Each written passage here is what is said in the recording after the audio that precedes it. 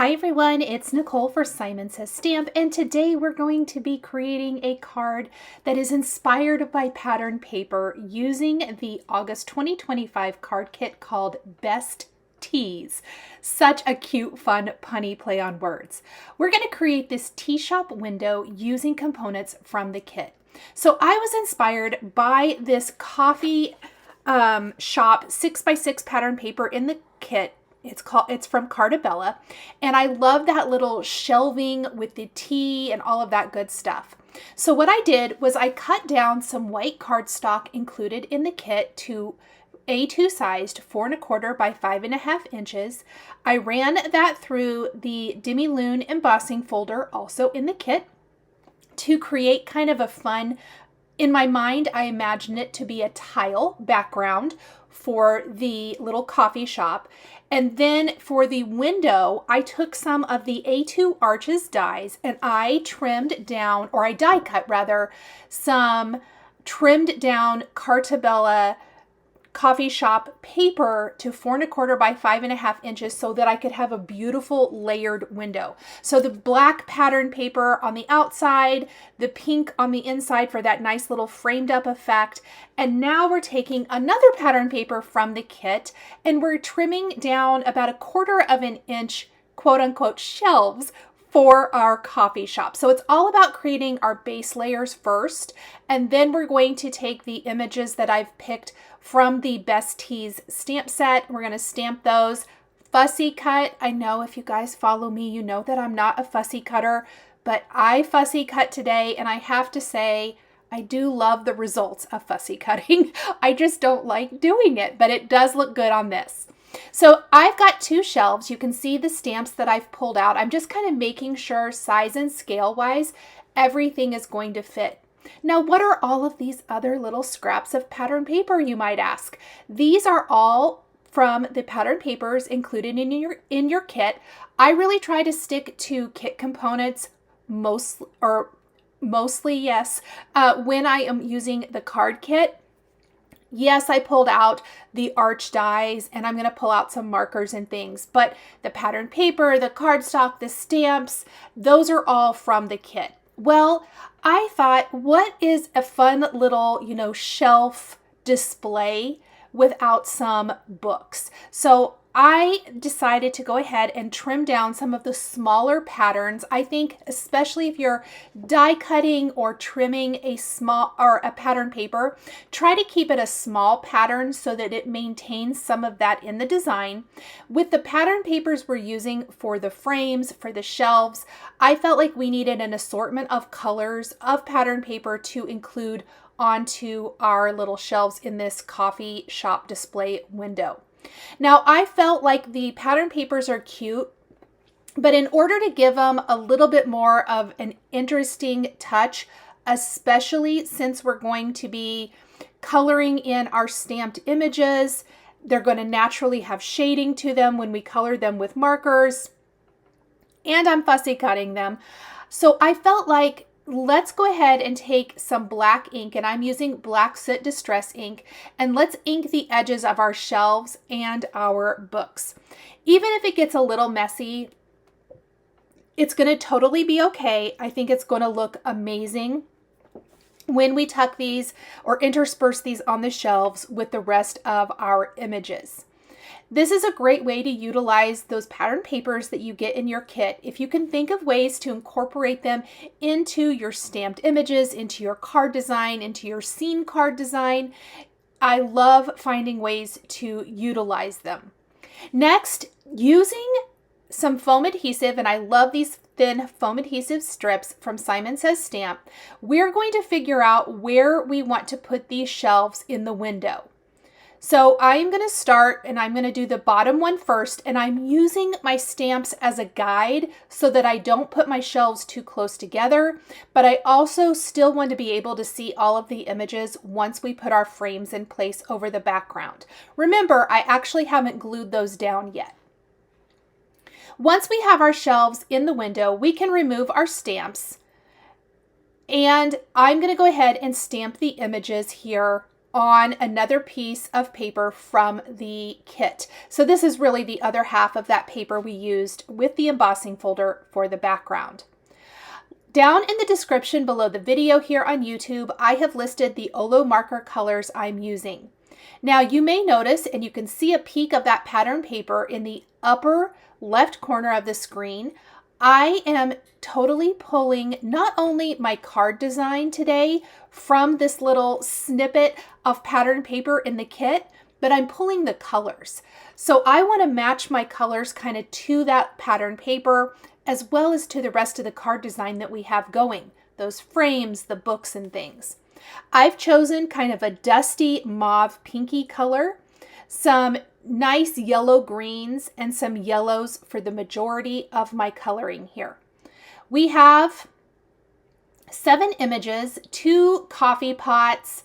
It looks like there'll be 5 coffee mugs in total, or tea cups, a bag of tea, a spoon, and that is just a sampling of all of the amazing images you get in this Best Teas stamp set. I stamped my images with some intensified black ink, which is a great ink if you're going to do any kind of alcohol ink coloring, whether it be Copics or Olos or any of the other alcohol ink markers out there. If you're ever struggling for a color combination for your next card design, sometimes I feel like pattern paper is a great way to gain some of that inspiration. Check out pattern papers online, or check out some of your recent purchases or past purchases and see what kind of color combinations they have combined. In this case, this color combination, again, totally pulled from this coffee shop Carta paper. You could probably find lots of different pattern papers in your collection to pull color combos from. I know that sometimes it can be overwhelming thinking about what kind of colors go together, and I love just replicating something I see there, just pulling markers that look similar to what is on the pattern paper really helped narrow down all of the different choices and the overwhelm that can sometimes happen. I love how these colors look together, and I probably, knowing me, would not have thought to use these like this, but now it has really inspired me to see what else I could create, really pulling from pattern paper and being inspired by those color combinations for something different outside of my comfort zone. So now that we have that, looks like we have another teapot, the spoon, and that little bag of tea. I'm going to use some cool grays for the spoon. We're going to do this teapot here in the rose pinks again. And then the bag, I'm going to use the yellow oranges, which are kind of brownish in color. I did do a little brown stripe on one of the teapots. But I decided to go with more of the yellows, and I like the yellow oranges, as it kind of gives a more muted effect, not quite so bright. Really, really cute and fun. And the little green leafy stem on this bag, we're going to add a little green marker to this as well. Now, when we're finished, there are coordinating dies available for individual purchase. You could totally die cut these and pop them on the shelf, or you can take your scissors like I'm going to do here today and fussy cut those images. So I'm just going to cut all of these out, and now we're back. Now, around the edges of my images, just like I went around my pattern paper pieces with the black soot ink, I was afraid that the black soot ink would not get into those little grooves and maybe make smudges on my stamped and colored pieces. So instead, I'm taking a darker gray marker. This isn't even that dark, really. I think it was just cool gray 5, and going around the edges just to get rid of any little white areas that might still remain around the edges of my fussy cut images. It is time for the fun part. It's time for the scene building. Playing around with my pattern paper books and the images, we're going to see kind of how everything goes together, and I do like that. I'm going to pop up all of my images with foam adhesive. Even though this card will feature an acetate window, this is not a shaker card. You could make it one if you wanted to, but in this case, I want my sentiment to be able to overlay all of the images without losing any of the images behind a thick, bulky die cut greeting. And we'll talk a little bit more about that after we get our scene built.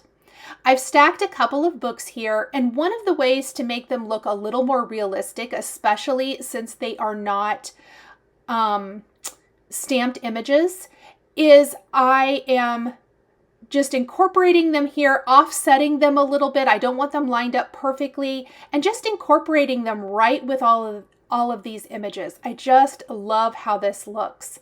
Something else you could consider, especially if you wanted to fussy cut your images from the Besties stamp set like I did, you could totally stamp these images on the pattern paper and fussy cut those out, and that would be really cute too.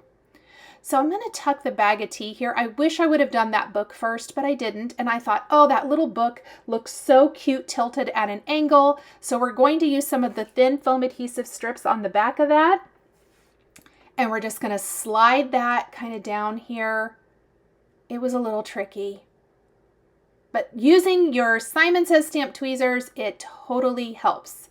So let's get that just tilted a little bit so it looks like it's leaning over. So cute. I like the look of cluttered shelves, at least in my card making. So now we're going to add our stack of cups. We're going to do another couple stack of books. We're going to I was going to do them in the middle, but we're going to shift those over to the right because I feel like we need a little bit more height there with that final mug. And you'll notice I have a couple of different widths of books. And I should have mentioned this. You can cut the strips with your paper trimmer, or you can use what I did, which I used the sentiment label dies from Simon Says Stamp. So I cut longer strips from several pattern papers using the two thinnest strips from that die set. And then I just trimmed them down to about 1 3/4 inches for my little books on the shelves. Okay, I am loving this. I love the look of that embossing folder in the background. It keeps the focus on all of our beautiful stamped and colored images, but it gives you that texture. And I love it that it looks like an intricate type of tile design back behind these bookshelves or these little display shelves. And then we have our little spoon, and we're going to put liquid glue on this, no foam adhesive here. It's so teeny tiny, and it's right on top of everything else that's popped up with foam. And we're just going to tuck that right down there. Okay, now we're ready for the final details. Let's glue together the frames. Using the Simon Says Stamp craft glue, I'm going to glue the wider opening on top of the skinnier one, which naturally gives us this beautiful layered frame. Then on the back of our frame, we're going to place or trim down some of our lightweight Simon Says Stamp adhesive to about 4 1/4 by 5.5 inches, or just a scant bit, and we're going to place it behind. Now, I realized though, as I went to do that, I need to add some white highlights to my images, as well as add just a few little decorative touches. So I grabbed a white jelly roll pen, and I am going in on some of the embellishments and things like that, and just naturally following some of the highlights from the line art and adding my little white highlights, including these little hearts on the cup. And I think I'll be happier that I did this now before I glue down my panel right over this background. Now, for the acetate panel, again, I'm just going to glue that right to the back of here. And we're going to take a sentiment from that Besties stamp set, and we want to stamp that on our acetate. If you're going to stamp on acetate, you want to use a solvent ink. I love the cotton white Stays On ink or the black, but cotton white tends to be my very favorite. I use it all the time. And what I love and what we're trying to achieve here is that look of writing on like a storefront or a restaurant window. And I thought that the sentiment here was absolutely perfect. So using my panels as guides, I'm going to place my greeting in my MISTI. I'm going to go ahead and remove the background for now because it's bulky. Place the panel with our acetate in the MISTI, ink it up with the cotton white Stays On ink, and stamp that right there on the window. And look at that perfect shop window. Isn't that beautiful? That is going to look amazing. Acetate is one of my favorite things to use, even if you aren't going to create a shaker card. I absolutely love the look of a sentiment layered over your entire card, because this way you're able to include that sentiment, but where it doesn't cover up all of the beautiful things we have going on behind. Now, the width of my window is wide enough that I can go ahead and use the wider foam adhesive from Simon Says Stamp that I love. I'm going to place my background in the corner of my MISTI and use that as a guide to place the panel right over the top of this. And there is my card front. Is that not super fun? Quick and easy to do. Now, included in the kit this month, you get a cotton candy A2 size card base, side fold card base. So I am going to glue my card right to that beautiful pink card base because it matches the design perfectly. And that is our card. You also get a cotton candy envelope. And I thought, what better opportunity to create a coordinating envelope than with a cotton candy envelope like this. We're going to grab several images from the stamp set and stamp them in the lower left corner of our envelope using Simon Says Stamp Positively Saturated Watermelon ink. And this is very simple. It doesn't have to be anything elaborate. You can be as elaborate or simple as you want, but I love the little extra touch of adding a few little images from the stamp set in the lower corner or along the bottom edge or wherever on your envelope. I love how this little collage of images perfectly complements our card. Thank you guys so much for joining me today for this card and matching envelope inspired by pattern paper with both design and color. The supplies I used to create my card are listed and linked below the video here on YouTube for your convenience.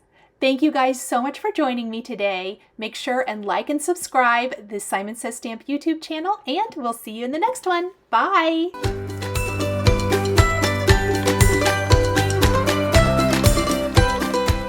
Hi there, I'm Heidi, Simon's mama and founder at simonsaysstamp.com. Thank you so much for watching our video. If you like what you just saw, be sure to press the thumbs up and subscribe to see more great content.